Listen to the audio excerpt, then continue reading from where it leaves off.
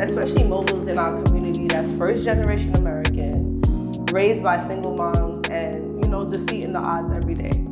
So today I want to get a very important perspective from a polished guy, Solomon Sounds. What's going on, y'all? Pleasure to be here. Excited to have the conversation. Thank you so much, Teni. Thanks for being here. I'm sorry, was it a single mom? Yeah. So that was perfect? You was like 75% gonna hit it anyway. Right, so first I'm just gonna cleanse the skin with some glycolic wipes from Bevel. Shout outs to Bevel. So Solomon, tell me a little bit about yourself. Like, if someone met you in the street today and you had to describe yourself to them in like 60 seconds, who's Solomon Sounds?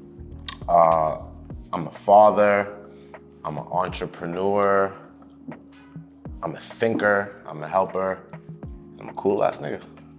I can feel that. I've only been around you for like maybe a couple hours or maybe not even that long, and I can already feel the dope energy and the magnetic energy, which is why you're attached to so many successful, iconic people. So first off, I want to know, like, do you have any children, any kids? Yeah, I got 2 kids. I got my little girl named Ray.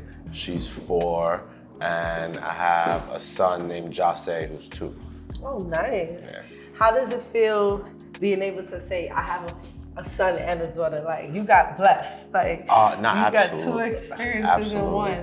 Absolutely. I mean, to be honest, I don't even think I was ready to be a dad when I became a dad. I didn't have a dad, so I didn't really know, like, I didn't get the handbook on being a dad, but like, I think when you like meet your kids, there's like almost like a religious experience that one would have. And, I think even if you're not religious or spiritual or whatever, it's like you kind of feel God in that moment, right? So it's just like you understand, oh, this is the way God loves me, right? When you see that little innocent baby that can't even do nothing for herself, and you're like, all right, cool, and then it comes from you. So it's a special thing, man, and I'm honored to be those kids' father. That's dope. I feel like that about my daughter, Moy. Every day it's like you're learning a new person. Yeah. So she's gonna be 12, and I feel like, And since she was a baby to now, I feel like I've met different versions of her, but I'm excited to see so much more. Absolutely. So I understand that kind of spiritual feeling of like, and then she's such a good kid. Yeah. So when you have good kids, I mean, every kid is good, but you got some nerves. Not every kid. You got some. So just like me, you're first generation American, right? Absolutely. Okay, where's your family from? We're from Nigeria. Nice, Africa. How, like, you were born where, in New York? I was born in Brooklyn, but like both my parents were from Nigeria, right? Even though my dad didn't stick around, but we had the influence of a Nigerian household growing up for sure. Okay, that's dope. So you got all that good Nigerian food, the jollof rice. Absolutely. I love fufu Nigerian. And goosey. Yes. Amala, all that. The smoky jollof is so good. Nah, for real. They call that, what's that, the party jollof? I love it. And the music, the Afrobeats music is outstanding. Sure. Nigerian background, so I know you grew up, listening to Afrobeats and, some of the classic icons from Nigeria. No, absolutely. I mean, I think Afrobeats is kind of not necessarily new, but like African music was definitely in my house. We was definitely listening to Fela Kuti. We was definitely listening to a lot of things like that. But Afrobeats, as we kind of know it as a whole, is more of a newer thing, right? But I'm very excited that it's kind of taking the global stage, and I'm doing my part to make sure the culture grows. Shout out to Teni. Yeah, dope artist. Definitely on my everyday playlist, constant rotation. Thank you. That's dope. To me, growing up in Brooklyn, I seen a lot of African kids, like, they were bullied a lot. Yeah. African and Haitian kids did not have it easy at all. And now to see like everyone run into Afrochella and run into Africa to experience this vibration that they didn't even realize what consisted of from them derived from this continent. I mean, listen, that's a beautiful thing, and I'm super duper happy for those kids that they get to be proud, like they get to kind of like carry like the pride that the Jamaican kids had. Right. In the same way, I'm kind of hating on them a little bit because nobody called them African booty scratchers. So right, that's like, you feel me? They used to take it too far. Like, yo, y'all chill. Some of y'all wasn't even baited. They don't know what it was like. It used to be rough. It used to be rough. No, it was so rough. And I was like, y'all so mean. Trinidadians, we kind of got away with stuff. Yeah, I mean, yo, bro, they thought y'all was Jamaican. Y'all got away with it. Y'all just stood next to the Jamaicans and just stayed quiet. And nobody had our back. It was like, us and the Haitians. It was us and the Haitians that really That's true. Y'all was fighting for y'all lives in school. But shout out to us now, right? Shout out to us now. Exactly. And that's why I want to get your perspective on what will you tell that young boy in that classroom that is probably being bullied, right? He doesn't know, what he want to be, who he wants to be. How do we get our young men to be a little bit more motivated and to block the noise? Honestly, I think the best advice I could ever give somebody is to do the homework on themselves, right? Like, learn who you are, find what kind of moves you, find what you personally gonna be passionate about, right? Because, it's very rare that you're gonna find people better than you at something that you're really passionate at, right? So it's just like, that's kind of the best advice I got for anybody. It's like, find what you're passionate in and dive into that, right? Luckily for these kids now, right, they got a lot of opportunities, they got a lot of avenues, more than, we had when we was growing up, right? That's you can almost be whatever you want to be, right? So it's just, you social got the media, internet, Twitch, exactly, all and these kids things are becoming millionaires and billionaires. As they should, right? As they should. Go get your money. Go get your money. Hear that? Go get your money. So you seem like an extremely polished guy. And did this start from like since you were in high school or a young man, like keeping yourself like tidy and in order? I guess so, to the best of my ability. I guess the moment I start liking girls, you definitely try to like start putting it together, right? What age was that? As long as I can remember, but right. You feel me? I think definitely like high school when I really started to notice, I don't got no money, but I gotta figure this out, right? I gotta make sure I got a haircut. I gotta make sure my waves is spinning. I gotta make sure I'm gonna finesse these Jordans somehow, some way. Who taught you that? Is that something you saw on television, seeing that you live with your mom? Like, yeah, 100%. It's 100% TV, like, and is that like where you think your curiosity and your occupation today came from altogether? 100%. MTV Cribs fucked my whole life up. For sure. And I see some of your videos on Instagram, and y'all living like MTV Cribs. Nah, but 100%. Like that shit did something to my mind. Like sitting in my mom's crib, it wasn't much of a house, but it was all we had and we loved it. But just it's a home. Seeing but seeing what was available and what other people could achieve really did something to me. It made me want to work hard. It made me want to hustle. It made me want to be successful. To have whatever house Bow Wow and Little Romeo had at that time. I was a little kid, right? But I was just my favorite house for MTV Cribs was Solange's. Like, I love Solange because she was so effortless, colorful, vibesy. Like, you don't know. You're getting a blunt, you're getting some good food. Like, I love Solange was my favorite house on MTV Cribs, so that's dope. Seeing that you got your inspiration from, growing up watching some of the best to do it in the fashion world, what was your first hygiene grooming product purchase that you just went into the beauty supply store or CVS or wherever and just picked up something and was like, I need this? Me and every young brother got a kit, right? It's a kit, it's the combo kit. It was a do-rag, it was a brush, and it was Dax wave grease. Period. Right? And we would brush our heads retarded. We would brush ourselves silly to make sure that somehow, some way, tie that do-rag so tight, all you can see is the lines and all of that. And we would do that and just make sure we had waves, and whoever's waves was spinning the sick. There was no prize except your bragging rights. And at that time, them bragging rights was everything. It's actually lovely to hear that you were always into taking care of yourself, both in the grooming and hygiene aspect. What is something that you would like to see in the Black community, that you would like to see Black men doing more of regarding themselves? Go to the doctor, my brothers.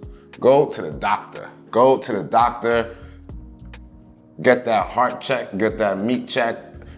talk to the therapist, get your head checked, just get yourself checked, right? In any type of way, right? Because like, there's nobody like that's forcing us to do that, right? And we're not even hearing it enough, right? And you know, like I lost a friend earlier this year, rest in peace, Rob Stone.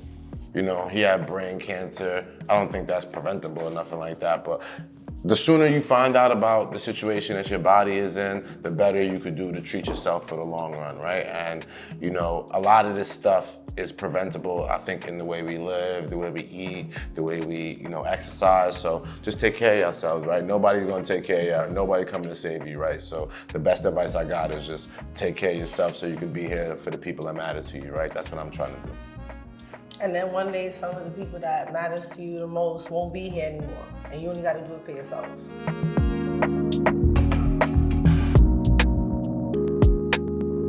I want to kind of talk more about like your Nigerian roots, right? Okay. And did you always, being first generation American, I always felt like I didn't belong. Like, I didn't know if I was American or if I was Trinidadian, and then my Trinidadian family would be like, oh, you're a Yankee, you're not American. Like, were you, like growing up, were you going to Nigeria and did you feel embraced by Nigerian culture? So, luckily for me, I always had a group of a bunch of Nigerian friends. So, like, I had to, like, inside my house is Nigerian. Inside a lot of my closest friends' houses was Nigerian. So even though, you know, you might get called the African booty scratcher in the lunchroom, horrible. You know, when you Whoever get home. did that, shame on you.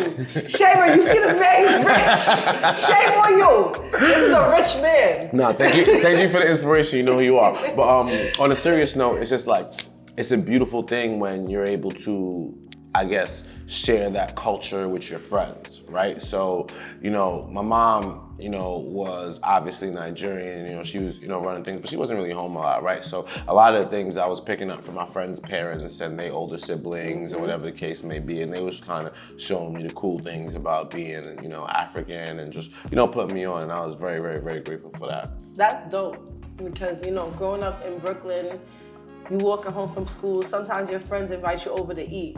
So being Trinidadian, they making pale out, because I kind of came from the same, like, you know, in schools you click with your peoples, and then you go to each other's houses, and this friend's mother puts this in her pale out, and the next one do coleslaw, and this one do it this way. So it's like, it's special, and it actually inspires you to hold on to your culture a little bit more. I want to get into you going from managing hip hop artists like Jase. Rest in peace to him. Really iconic. My daughter Amoy, she listens to his music up to this day. Appreciate that. When something as tragic as losing a client happens, right? And you reach this point where you know you put in the work and the time and the energy, not only in a business aspect, but in a personal aspect.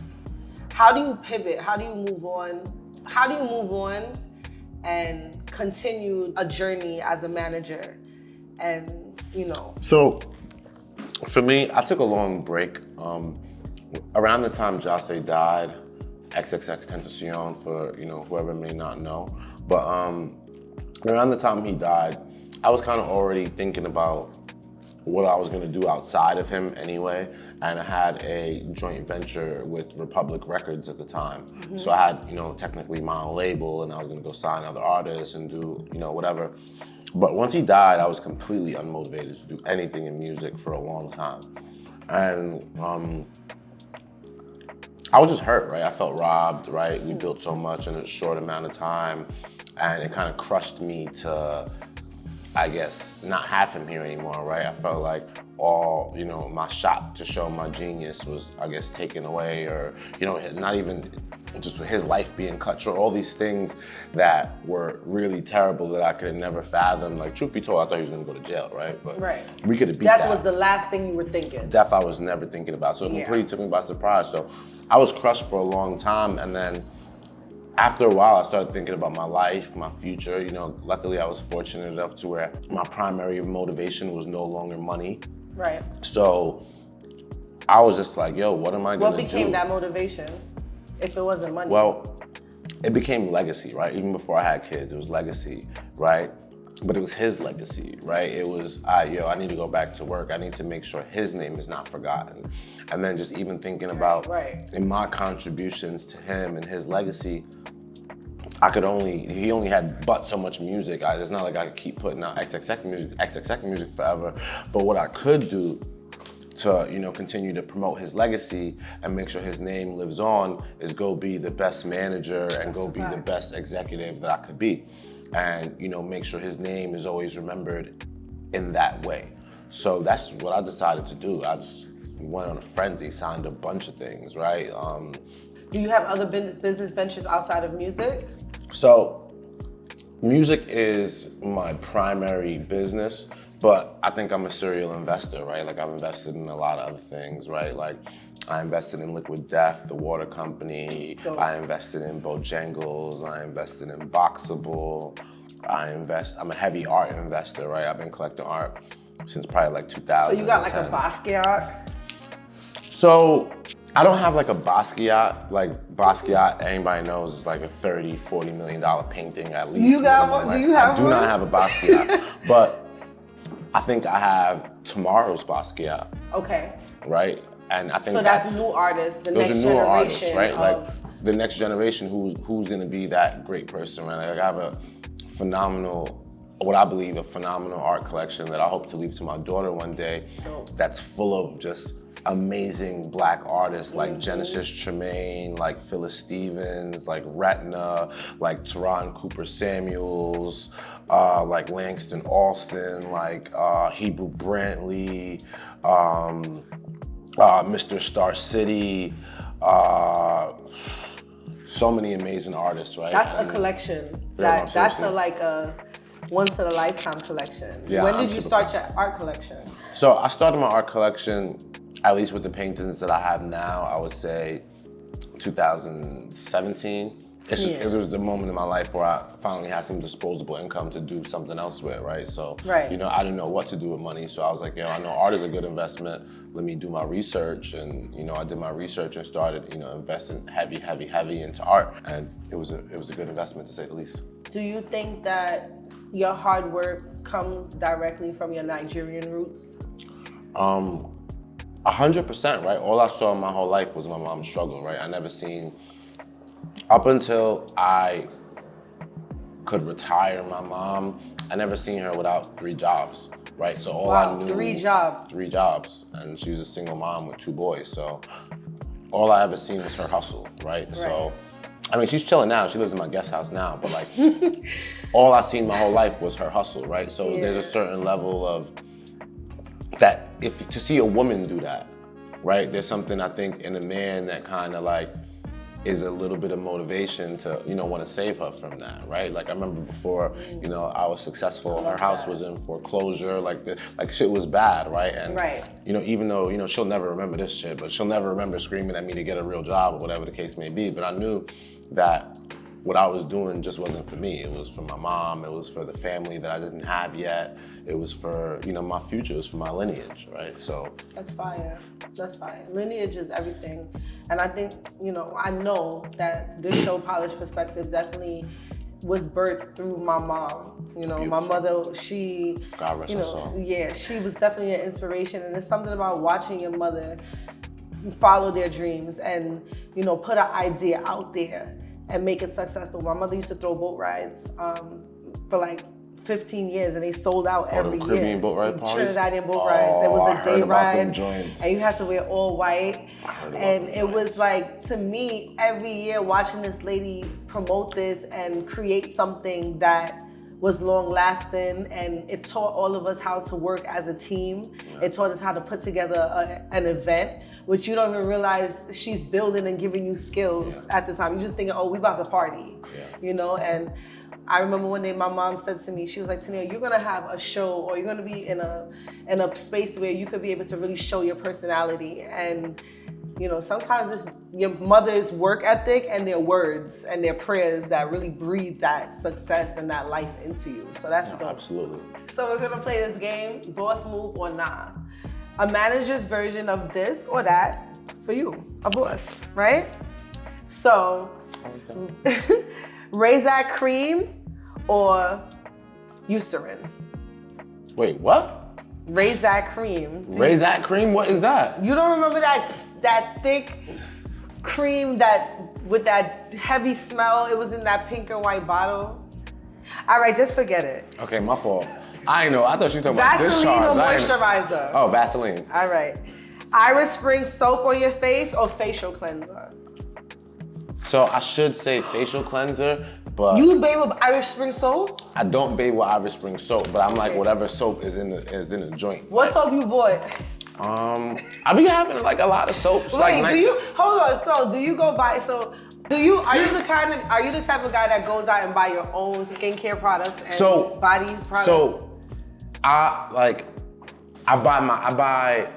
buy a lot of cologne. I got a really nice cologne collection. But before the cologne, like the soap and the toothpaste and your hygiene, like. Nah, I'm really just buying the cologne and the soap. So someone's purchasing these things for you? No, I buy my soap too, but like, you feel me? I do my own shopping for the most part, but like, I think I get like regular men's body wash. You know, sometimes I go to Target. You know, sometimes I get the girl one, the fancy, make you smell nice type shit. So you go to Target. What's crazy to me is, what kind of watch you have on? Oh, so this is what I do. I love watches. This is like one of my like, you know, pleasure things. So this right here is a FP Journe Elegante, right? So people don't really know what FP Journe is, but when you're tired of buying Rolexes and Pateks and APs, this is what you get, right? Like this is almost, like to somebody who knows, this is like impossible to get, right? Like I waited on the list for like 3 years to get this watch.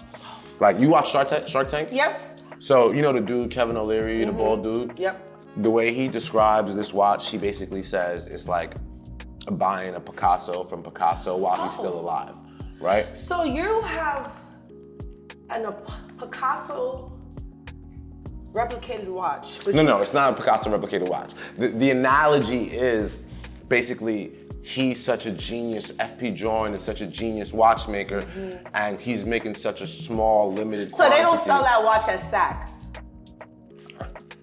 No, they do not sell this at Saks. It might sound crazy, but like, you feel me? I would gladly spend 100 grand on a watch, right? But in the same space, if somebody, I've gotten facials before and the lady's like $300, I'm like, $300, right? But it's just like, you know, you into what you into, right? Like, you into what you into. Like, I'm gonna need to get you more into your facial cleansers and your serums and your skincare and your SPF and your treatments. You know, managers nowadays, you guys aren't just behind the cameras anymore. Yeah, but right? I am, right? Like yeah, but you have an influence, right? True. You have a presence on social media. So to me, how are you jumping on jets and buying these watches and living the life that you live, but not taking care of your face? The first thing someone looks at when they meet you, when they shake your hand, they look in your eyes. And that's so important. And that's one of the main reasons that's why I got on these Cartiers, you feel me? So you see me clear. No, I'm just joking. I'm gonna need him to get the Cartier. You know what? I'm not even gonna call no name because I don't got that endorsement yet. But we're gonna get him some good quality cleansers, moisturizers, serums, and we're gonna see Solomon Sounds again. Anyway, it was great having you today. Thank you so much. You are a lot of fun. Thank you so much. Hold on, can we get a close up on the camera? Because I feel like she's trying to play me and like my skin not mad nice. It's good. Good. African skin. You feel me? This is right here from the motherland. You see what's going on? This is from the motherland. This is straight up right here. You feel me? This ain't no BBL and nothing in here. This is straight up authentic, right? Straight up authentic. Shout out to my mama. No, I'm just joking. You still gotta wash your face. No, I wash my face. Why she trying to call me dirty on TV? Your watch cost $6 million? Yo. That's nuts. First off, it's not good to be pocket watching. It's not good to be pocket watching. It's not good to be pocket watching. But hold on, get a close up. You feel me? Make sure and then get a close up of that too.